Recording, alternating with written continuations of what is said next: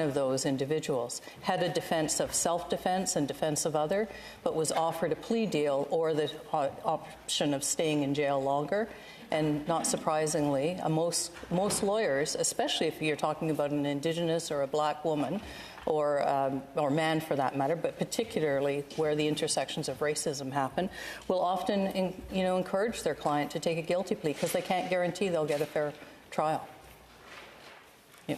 Senator McPhedran. Thank you very much, Your Honor. Senator Pate, would you take a question?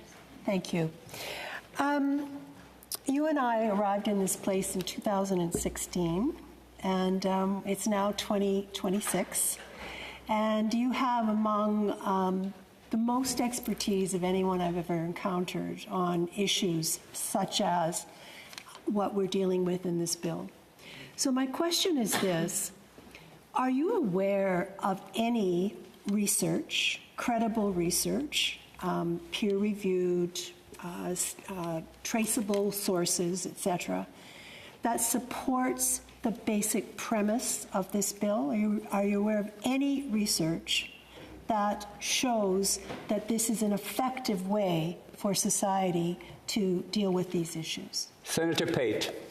Sadly, no, there isn't. And in fact, the government itself in 2016 was moving away from this. In fact, it's not even in the youth justice legislation up until perhaps we'll start to see it now, because the presumption was that if deterrence doesn't work unless you know what's going to happen, there's a certainty of being caught, and so it had been largely discredited even by the government's own research. And so that's one of the challenges, is we've been asking for data. It's why I quoted some of our colleagues about the need for data, because in fact, when we go, the provinces have been being asked to provide this data, and the last time that I was asked to comment on some of these sorts of issues, bail issues, more than half of the jurisdictions have not provided the data to Stats Canada. So the fact that they then come asking for these kinds of measures, the premiers and the heads of our provincial and territorial governments, is indicative, I think, that it's a perception that unfortunately, as government officials, we have an obligation to educate people and do the work that will actually address the issues. Of course, there's real issues in the community about safety. There's real issues about crime. But pretending that what we're doing is going to solve it is just that, pretending. Thank you. Senator Kim, supplementary? A supplementary? Yes, and I have to Senator Clément as a question. There's 1 minute and 18 seconds left. So, Senator Clément. Thank you. You'll take a question, Senator Pate. I want to ask you about car theft, and you just finished by saying, communities want to feel safe. And so I've had some preliminary conversations about C-14 and about safety. Well, my car was stolen January 4th of this year. And I watched the video of that theft. 3 very young people in hoodies. It took them longer to brush the snow off my car than to actually get into my car with a laptop, and drove off. And I felt anger. I worked hard for that car. And I understood some of the angst and the struggle we have around this. But then I thought, okay, is C-14 going to address that? Because that's what we're kind of being told, right? That the Canadians will feel safer, that this will address certain issues. So if you could speak to that. I mean, are those 3 young people the problem? It just felt weird watching that video, and feeling conflicted about, the car theft. Well, you maybe remember when we were dealing in a budget bill previously with car theft, car companies came before our legal committee and acknowledged that, in fact, there are other measures they could be taking. Sorry to interrupt. Are you asking for more time to answer that question? If it's the will of the chamber. Is leave granted? Yes. Go ahead, Senator Pate. And the car companies indicated that there were other measures they could take that would, immediately end or interfere with the ignition.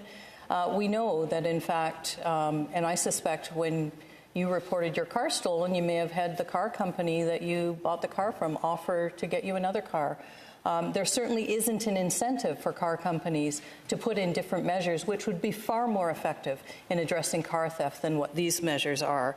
In addition, we know that it's not, we're saying, of course I want to deal with organized crime. I want to see us go after the significant players who are the puppeteers. But actually who gets caught are the very type of young people that you just described. People recruit young people. They go to schools. They go to, sometimes they go to shelters. Sometimes they go to places where people are getting their social assistance checks. And they recruit people and offer money to do things when there are people who have very little.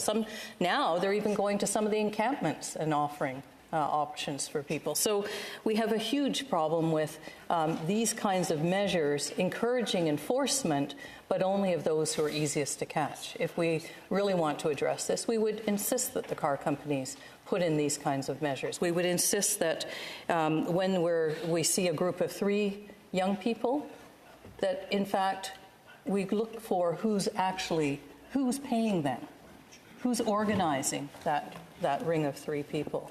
So I'm not suggesting in any way there aren't issues, but the fact that we're coming at them by pulling together what will predominantly be racialized young people in the case of car theft, what will predominantly also in the case of some of the other kinds of theft be those who are the easiest to catch and those who are least privileged, those who are when some of the reserves that I've been to where people talk about there's only 2 ways to make money, sell your body or sell drugs. Like, that's hideous. We have to be addressing the root issues and the fact that people have inadequate supports, inadequate income, don't have places to live, and are struggling to survive. Again, don't hear me as excusing any of these or saying there aren't issues, but the fact that we're coming at it from a way that will just fill up our jails instead of addressing who's actually engineering some of this and who benefits. We should always follow the money. Who benefits from these kinds of approaches? And it certainly isn't those who are likely to be picked up in this case. Senator Batters. Honourable Senators, I rise today as the opposition critic to speak to second reading of Bill C-14, the Bail and Sentencing Reform Act. This is yet another piece of Liberal legislation that does attempt to fix the colossal mess the Liberal government made of Canada's criminal law regime since 2015. And while Bill C-14 is a concrete step, this Liberal government bill still fails to make substantial change, taking only incremental steps toward restoring public safety, fairness, justice, and truth in sentencing, all principles that our former Conservative government held dear under Prime Minister Stephen Harper. All around us, we see the repercussions of the more than a decade of the Liberal government's soft-on-crime approach. We see headlines daily of failed Liberal catch-and-release crime policies, which have resulted in an increase of serious criminals back out on the streets through lax bail and sentencing laws. So often we see news stories of horrendous crimes, and seemingly in almost every story, it's revealed the alleged perpetrator was out on bail. And some of those offenders commit a staggering number of repeat crimes, taking advantage of weak Liberal laws to create lawlessness and chaos on our streets. The consequences are stark. Since the Trudeau Liberal government was first elected in 2015, violent crime has increased 55%.